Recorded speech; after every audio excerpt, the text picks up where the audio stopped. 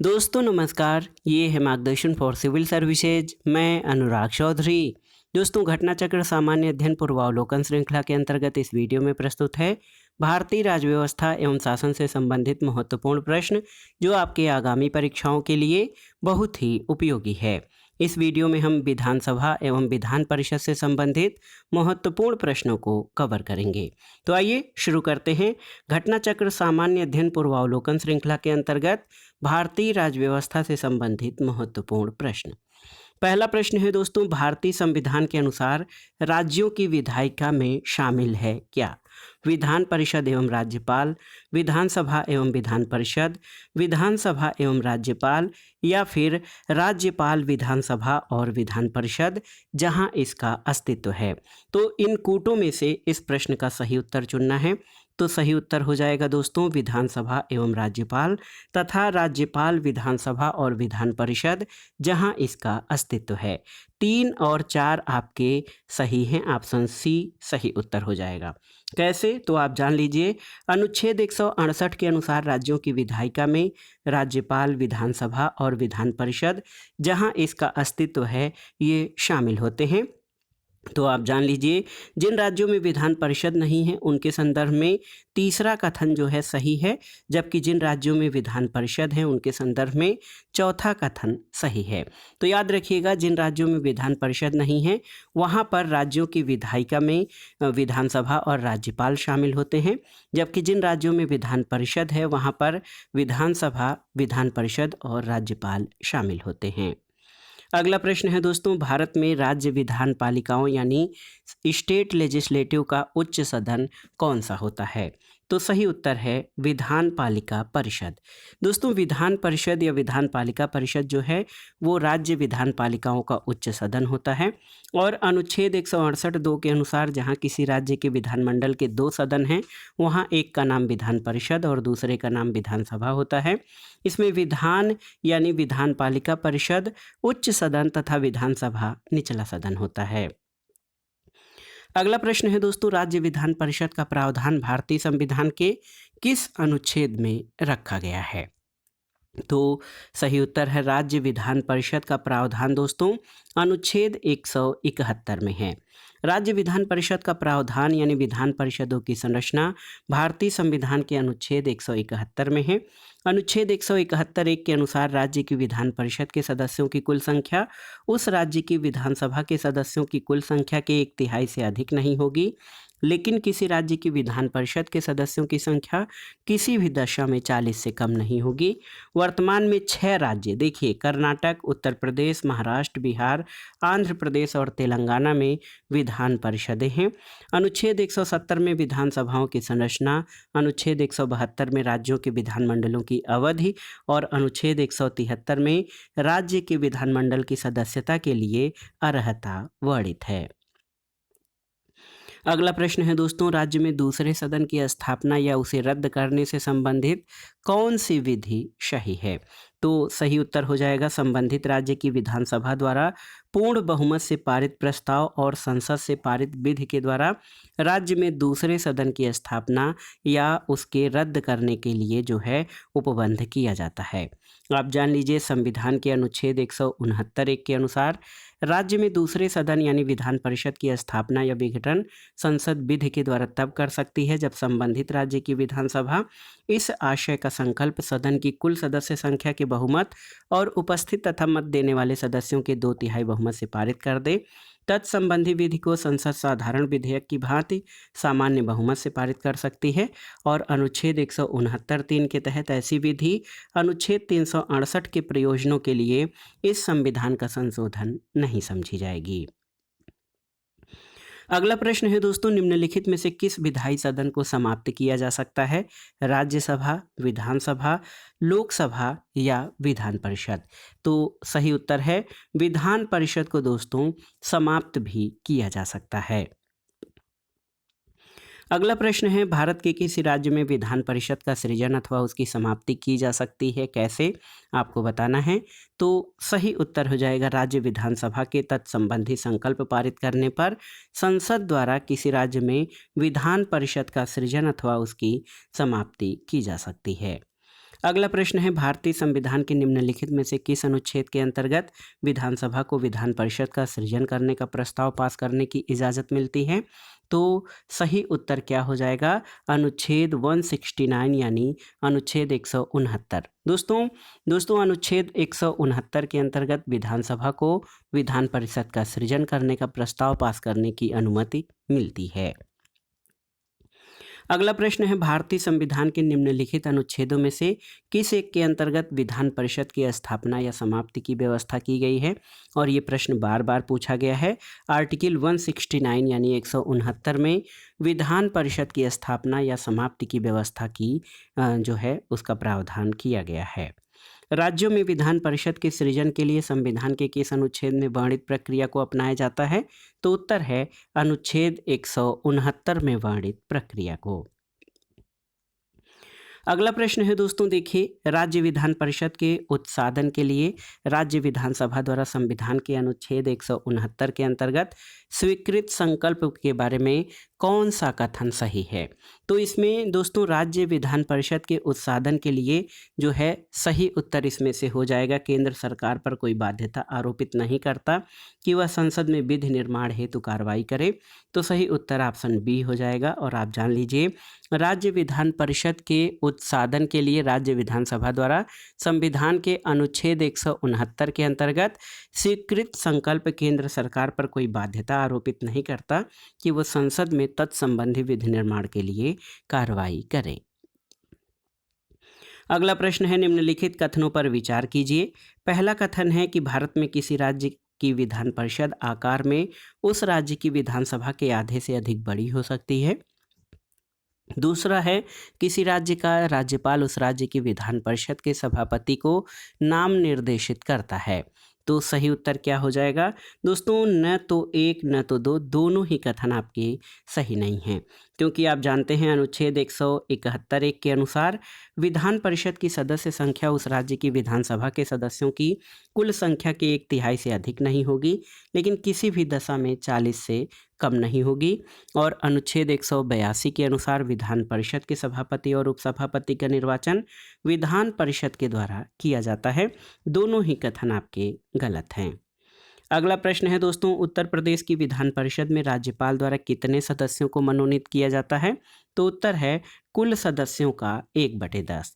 दोस्तों संविधान के अनुच्छेद 171(3) के तहत जब तक संसद विधि द्वारा अन्यथा उपबंध न करे, विधान परिषद में कुल सदस्य संख्या के यथासाक्य निकटतम 5/6 सदस्यों का निर्वाचन होने तथा शेष सदस्यों को राज्यपाल द्वारा साहित्य, विज्ञान, कला, सहकारी आंदोलन और सामाजिक सेवा के क्षेत्र में व्यवहारिक अनुभव रखने वाले व्यक्तियों में से मनोनीत किए जाने का प्रावधान है।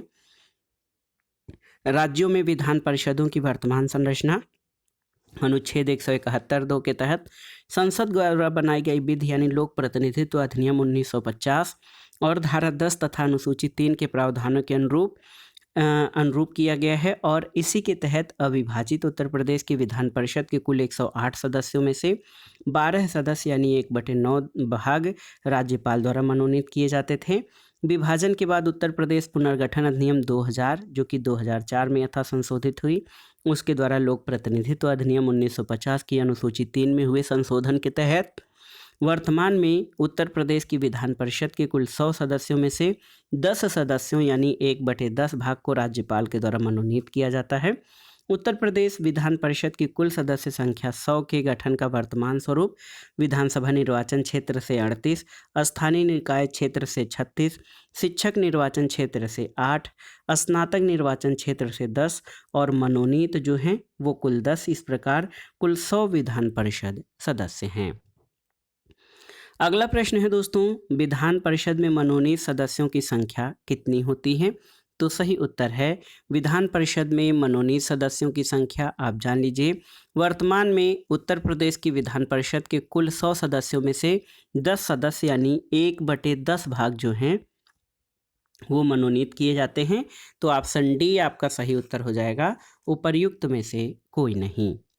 अगला प्रश्न है दोस्तों, राज्य विधान परिषद के विषय में क्या सही है आपको बताना है। तो यहाँ पर आपको बताना है इसका कार्यकाल 6 वर्ष है, यह एक अस्थायी सदन है, यह भंग नहीं किया जा सकता है, 1/6 सदस्य स्थानीय संस्थाओं द्वारा निर्वाचित होते हैं। 1/6 सदस्य विधानसभा द्वारा निर्वाचित होते हैं। प्रति दूसरे वर्ष इसके 1/3 सदस्य सेवानिवृत्त हो जाते हैं। उपराज्यपाल सदन का सभापति होता है और इसके सदस्यों का कार्यकाल 6 वर्ष होता है।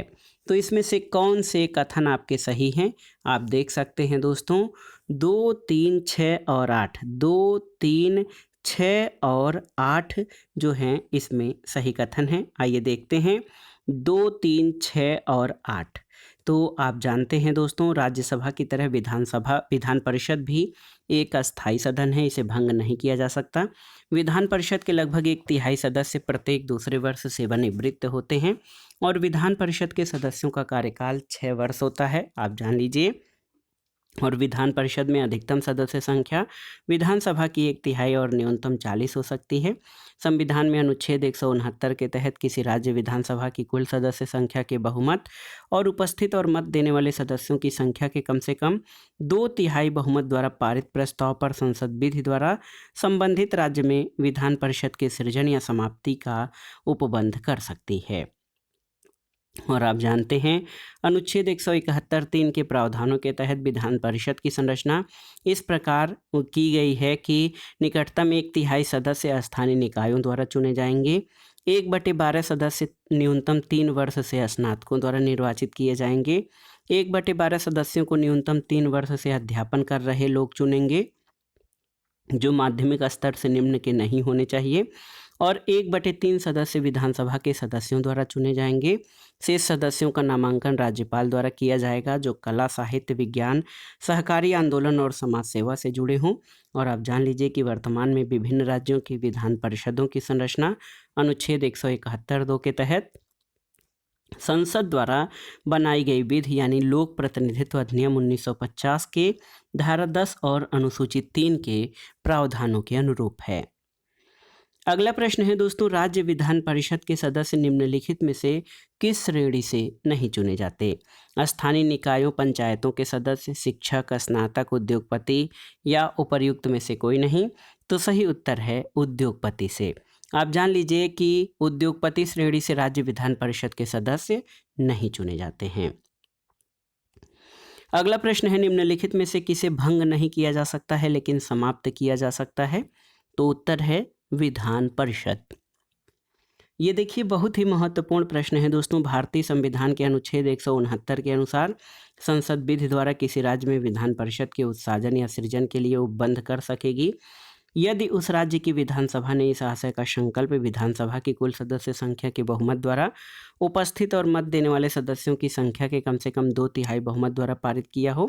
तो आप जानते हैं विधान परिषद एक अस्थायी सदन है, ये भंग नहीं किया जा सकता है। इसके सदस्यों का कार्यकाल 6 वर्ष होता है और प्रत्येक 2 वर्ष के अंतराल पर इसके 1/3 सदस्य सेवानिवृत्त हो जाते हैं। तो स्पष्ट है कि विधान परिषद को भंग नहीं किया जा सकता है लेकिन इसका समापन या उत्साधन किया जा सकता है। ये भंग किए जा सकते हैं। और आप जान लीजिए लोकसभा और विधानसभा दोनों अस्थायी सदन होते हैं, इन भंग किए जा सकते हैं। राज्यसभा अस्थायी सदन है, इसे विधान परिषद की भांति भंग नहीं किया जा सकता है लेकिन इसको समाप्त किए जाने का प्रावधान नहीं है। तो दोस्तों विधान परिषद जो है इसको भंग तो नहीं किया जा सकता है लेकिन समाप्त किया जा सकता है। अगला प्रश्न है, राज्य विधान परिषद के सदस्य का कार्यकाल कितना होता है? तो ये 6 वर्ष होता है। अगला प्रश्न है, भारत के निम्नलिखित राज्यों में किसमें अब तक विधान परिषद नहीं है यद्यपि संविधान के 7वें संशोधन अधिनियम 1956 में उसके लिए उपबंध है? तो सही उत्तर है मध्य प्रदेश में। दोस्तों 7वें संविधान संशोधन 1956 के द्वारा मध्य प्रदेश के लिए विधान परिषद की व्यवस्था की गई थी लेकिन इसके लिए कोई तारीख नियत न किए जाने के कारण इसे अस्तित्व में नहीं लाया जा सका है। अगले प्रश्न पर आते हैं। इम्पोर्टेंट प्रश्न है कि निम्नलिखित में से किस राज्य में विधायिका का दूसरा सदन नहीं है? देखिए तमिलनाडु, उत्तर प्रदेश, कर्नाटक, बिहार और महाराष्ट्र। तो सही उत्तर है तमिलनाडु में। दोस्तों वर्तमान में 6 राज्यों में याद रखिएगा, आंध्र प्रदेश, बिहार, महाराष्ट्र, कर्नाटक, तेलंगाना और उत्तर प्रदेश में द्विसदनात्मक व्यवस्थापिका यानी विधानसभा और विधान परिषद अस्तित्व में है। तमिलनाडु विधान परिषद अधिनियम 2010 के तहत संसद द्वारा तमिलनाडु में भी विधान परिषद की व्यवस्था की गई थी, लेकिन इसके प्रभावी होने की तिथि को अधिसूचित नहीं किया गया है। अगला प्रश्न है, किस राज्य में विधान परिषद नहीं है? बिहार, महाराष्ट्र, राजस्थान या कर्नाटक? तो सही उत्तर है राजस्थान में विधान परिषद नहीं है। अगला प्रश्न है, निम्नलिखित में से किस राज्य में द्विसदनात्मक विधायिका नहीं है? आपको बताना है। तो सही उत्तर है मध्य प्रदेश में, ऑप्शन बी आपका सही उत्तर हो जाएगा। अगला प्रश्न है, निम्नलिखित राज्यों में कहाँ विधान परिषद नहीं है? तो आप जान लीजिए, केरल, हिमाचल प्रदेश, दिल्ली। देखिए दोस्तों बहुत ही महत्वपूर्ण है, केरल, हिमाचल प्रदेश, दिल्ली और बिहार, इनमें से कहाँ पर विधान परिषद है? तो सही उत्तर है केवल बिहार में, ऑप्शन डी आपका सही उत्तर हो जाएगा। अगला प्रश्न है, 1956 में कितने पुनर्गठित राज्यों में जो है द्विसदनीय विधायिकाएं थीं?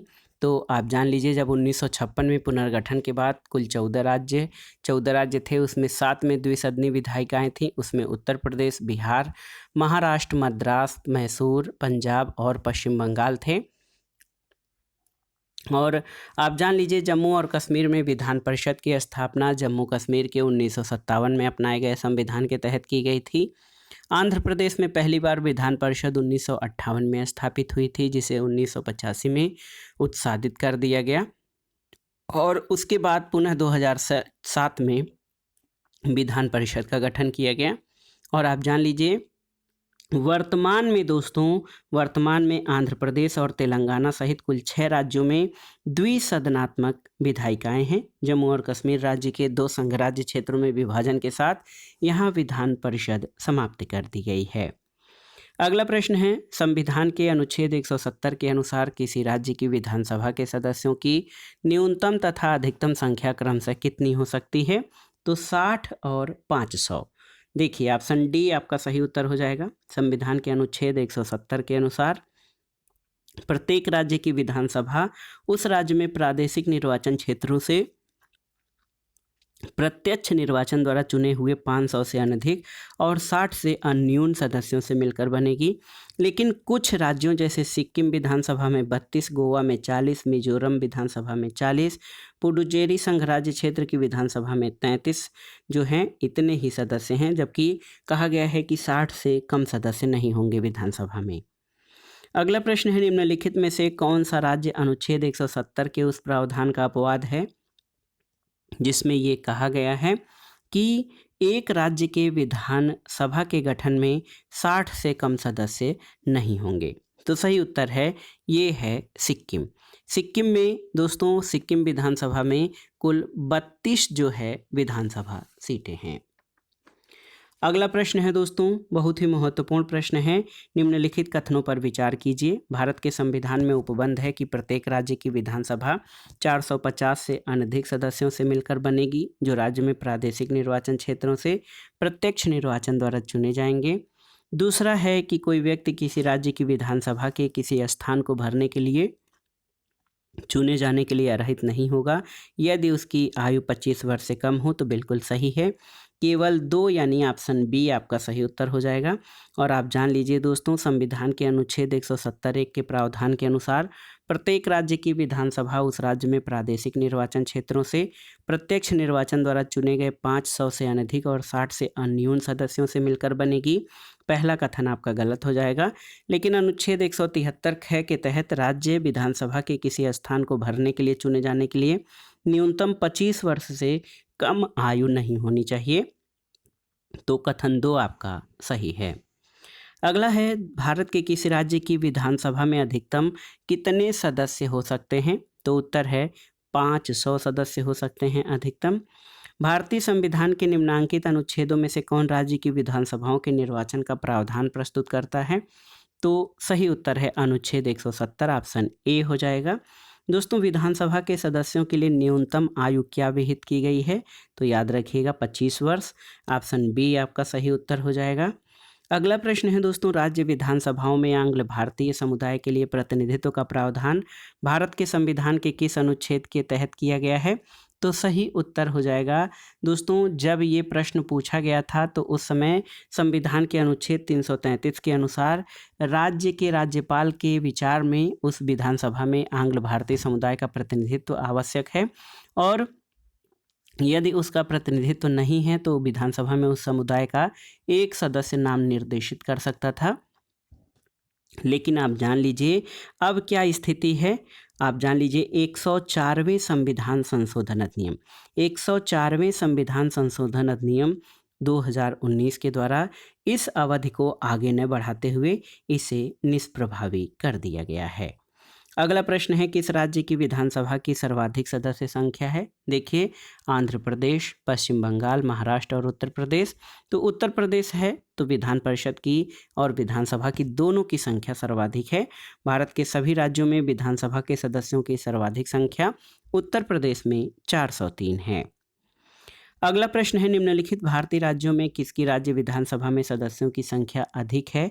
आपको बताना है। अरुणाचल प्रदेश, हिमाचल प्रदेश, मणिपुर, मेघालय। तो सही उत्तर है हिमाचल प्रदेश। दोस्तों आप जान लीजिए विकल्पों में अरुणाचल प्रदेश में 60, मेघालय में 60, मणिपुर में 60 ये विधानसभा सदस्यों की संख्या एक समान है, जबकि हिमाचल प्रदेश में विधानसभा सदस्यों की संख्या 68 है। तो सही उत्तर ऑप्शन बी हो जाएगा। अगला प्रश्न है दोस्तों, देखिए, निम्नलिखित युग्मों में से कौन सा एक सही सुमेलित नहीं है? आपको बताना है। गोवा में 40 सीटें बिल्कुल सही, उत्तराखंड में 70, मणिपुर में 62। तो मणिपुर में 62 नहीं, केवल 60 विधानसभा सीटें हैं।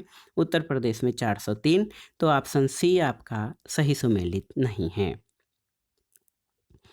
अगला प्रश्न है दोस्तों, जम्मू और कश्मीर राज्य के विभाजन के बाद बने केंद्र शासित प्रदेश की अपनी कोई विधायिका नहीं है। तो किसकी? सही उत्तर है लद्दाख की।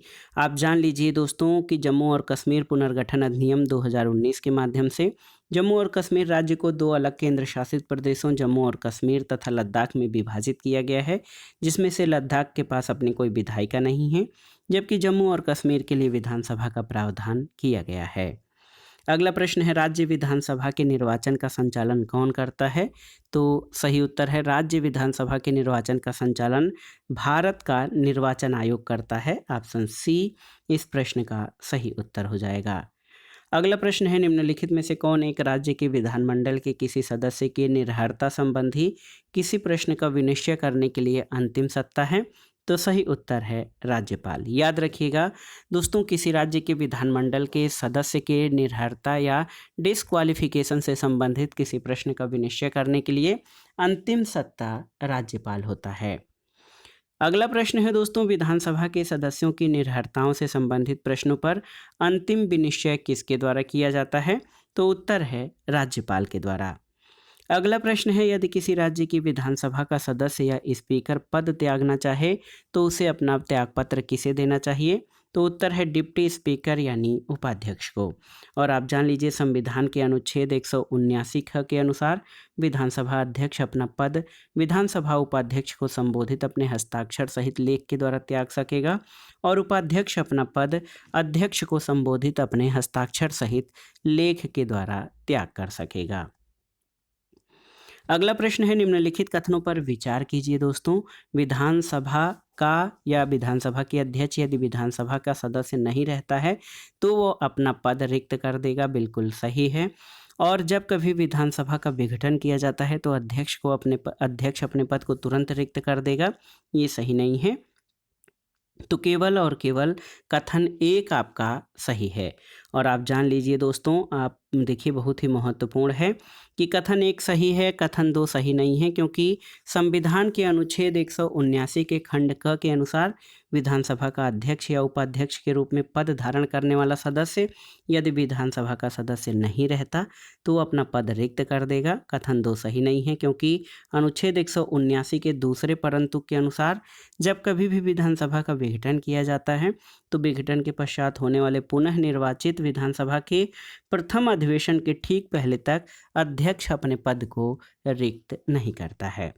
अगला प्रश्न और आज के वीडियो का आखिरी प्रश्न है कि विधानसभा के विघटन के बाद भी उसका अध्यक्ष या स्पीकर पद पर बना रहता है। तो उत्तर है विधानसभा के विघटन के बाद गठित विधानसभा की पहली बैठक के ठीक पूर्व तक दोस्तों विधानसभा के विघटन के बाद भी स्पीकर अपने पद पर बना रहता है। ऑप्शन ए आपका सही उत्तर है। तो दोस्तों ये था आज का वीडियो घटना चक्र सामान्य अध्ययन पूर्वावलोकन श्रृंखला के अंतर्गत सभी परीक्षाओं के लिए भारतीय शासन और राज्य व्यवस्था से संबंधित महत्वपूर्ण प्रश्न। और ये प्रश्न आपके आगामी परीक्षाओं जैसे यूपीपीसीएस प्रारंभिक परीक्षा, आरओ यानी समीक्षाधिकारी, सहायक समीक्षाधिकारी तथा अन्य राज्य लोक सेवा आयोगों जैसे उत्तराखंड, बिहार, राजस्थान, छत्तीसगढ़, मध्य प्रदेश आदि के द्वारा आयोजित परीक्षाओं के लिए बहुत ही उपयोगी है। आप इन प्रश्नों को तैयार कर लीजिएगा। दोस्तों वीडियो आपको कैसा लगा हमें कमेंट बॉक्स में ज़रूर बताइएगा। वीडियो को लाइक करें, शेयर करें और इस चैनल मार्गदर्शन फॉर सिविल सर्विसेज को सब्सक्राइब करें। वीडियो देखने के लिए धन्यवाद दोस्तों। नमस्कार।